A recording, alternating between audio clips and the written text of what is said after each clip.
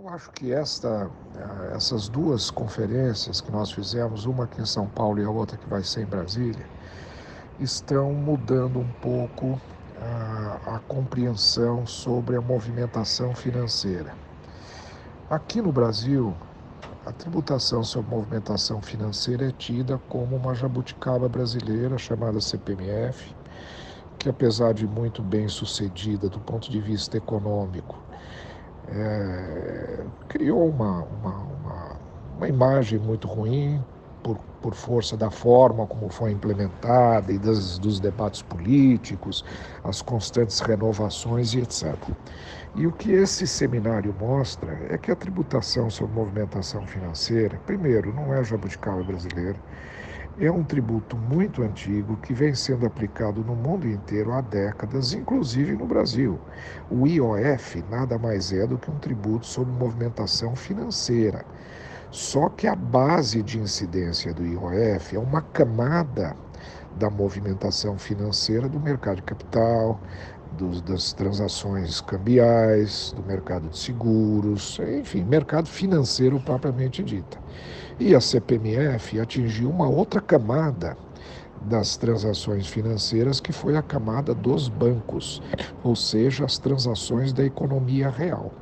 Mas a movimentação financeira, ela alcança como conceito amplo tanto a economia real, das transações mercantis liquidadas através de bancos, que foi como a CPMF funcionou e como a Hungria funciona hoje, como a Argentina funciona hoje.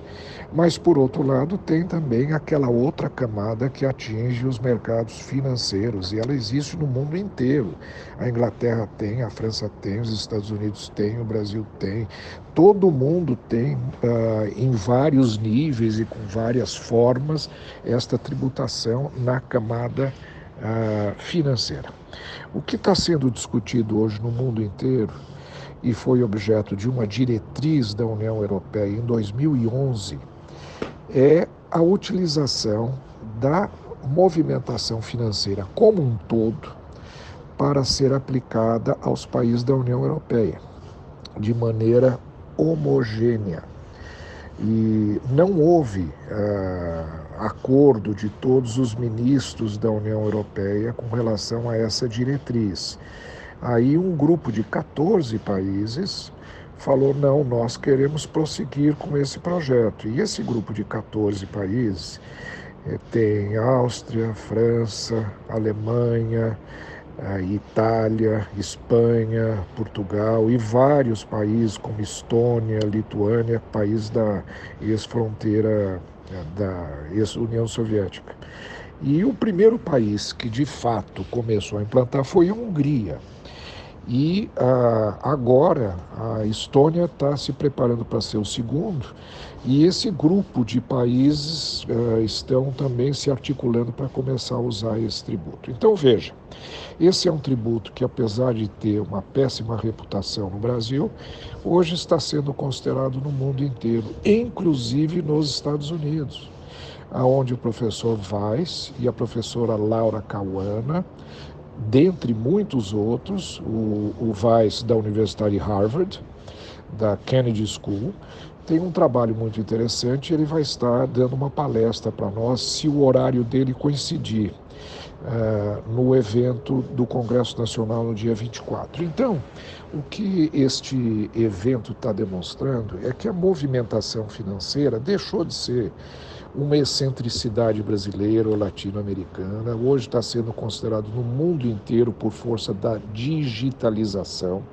E a palestra do Chesney é impressionante, quando ele mostra, por exemplo, que a movimentação, contando derivativos e interbancários, aquelas movimentações de alta frequência que acontecem no mundo de negócios, faz com que as movimentações anuais na Suíça, onde ele demonstra isso na palestra, chegam a alguns milhares de vezes o PIB da Suíça.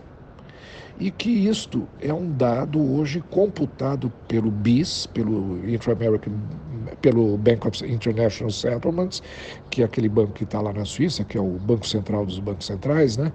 E eles mostram que no mundo inteiro isso acontece, ou seja, a base da movimentação financeira que pode ser usada para fins tributários, ela pode ir desde uma base muito pequena, que é a base que nós usamos para a CPMF, até uma base gigantesca, se ela alcança também a movimentação financeira. E o que está sendo debatido agora é até que ponto a base que os países latino-americanos usaram no final do século passado, de 1980 para cá, e alguns ainda continuam usando, como é o caso da Argentina, se esta base não pode ser expandida para ir incluindo movimentação financeira também.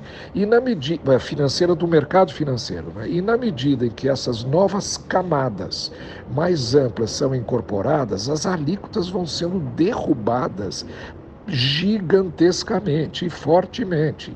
E este é o projeto da Suíça.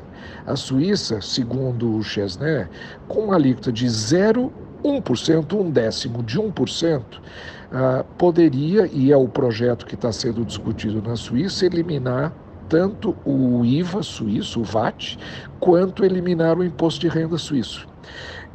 Esta forma de tributação, com esta base imponível, não é? Com essa base, com esse fato gerador tão gigantesco, ele precisa ser paulatinamente incrementado até chegar onde se acha que a tributação não prejudique ou não tenha algum efeito danoso para a economia. Esse é o trabalho que está sendo feito.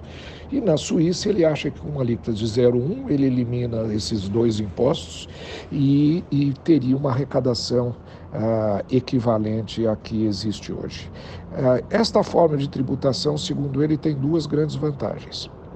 A primeira, que é uma base absolutamente ampla, insonegável, ainda que com uma alíquota mínima, alíquota de 1/10 de 1%, ninguém vai tentar sonegar ou ir para a informalidade por causa de uma alíquota dessa. Mas, de qualquer maneira, é automática, todo mundo paga, não tem como fugir, portanto, tem a característica da universalidade. Mas a principal vantagem, segundo ele, é que hoje, no mundo digital, nós estamos vivendo uma alavancagem de transações financeiras tão gigantesca que tem inconvenientes muito sérios. Primeiro, uma enorme incerteza, uma insegurança.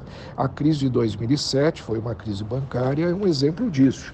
E isto continua aumentando potencialmente, exponencialmente. Ou seja, a qualquer momento, tudo isso pode explodir e aí pode causar insegurança, incerteza e crises gigantescas de proporções inimagináveis. Portanto, seria bom, do ponto de vista da segurança e da estabilidade econômica.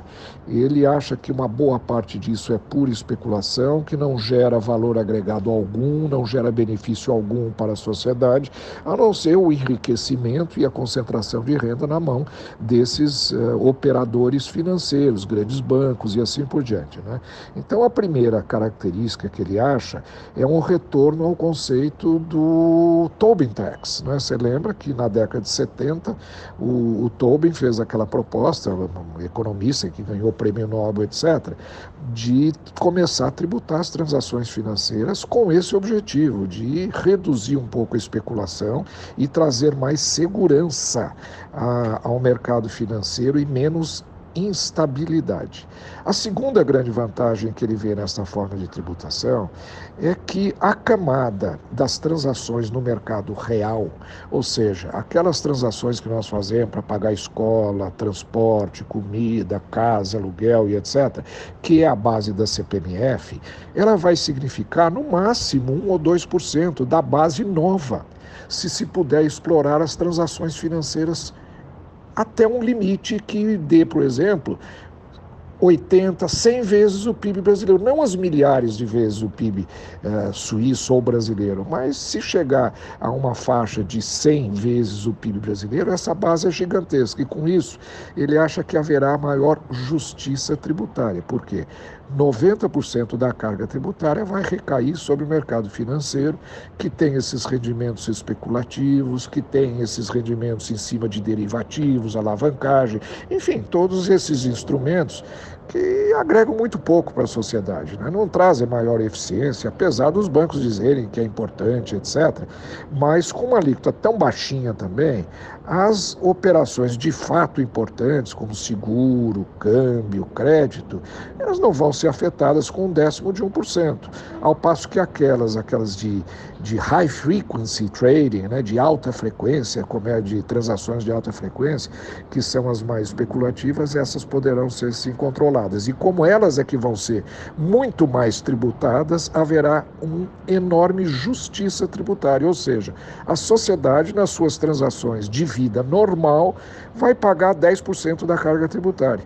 E o setor financeiro, que criou essa superestrutura, essa bolha de especulação, ganhando e concentrando renda de uma maneira assim inimaginável, vai suportar, ainda que com uma alíquota muito pequena, com o restante da carga tributária. Então, esse é o teor da palestra do Chené, e eu fiz uma apresentação sobre a ideia do Imposto Único Federal, que você pode olhar também, aquela é autoexplicativa, você conhece, e o Flávio Rocha fez uma introdução também muito nessa linha do microimposto, né?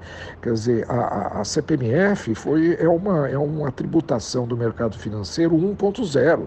Nós estamos falando de uma tributação do mercado financeiro 4.0. A CPMF não tem mais nada a ver, é uma coisa precária, é uma coisa artesanal, uma experiência que foi feita e importante para criar este know-how que nós já temos. Agora nós temos que dar esse passo definitivo para o microimposto com uma alíquota muito baixa, com justiça social e com absoluta universalidade das contribuições. Aí não vai ter mais sonegação e a carga tributária praticamente para as pessoas físicas normais como nós, e não os grandes bancos, etc., vai ser ínfima e nós vamos ter recursos para custear o Estado da mesma maneira que fazemos hoje.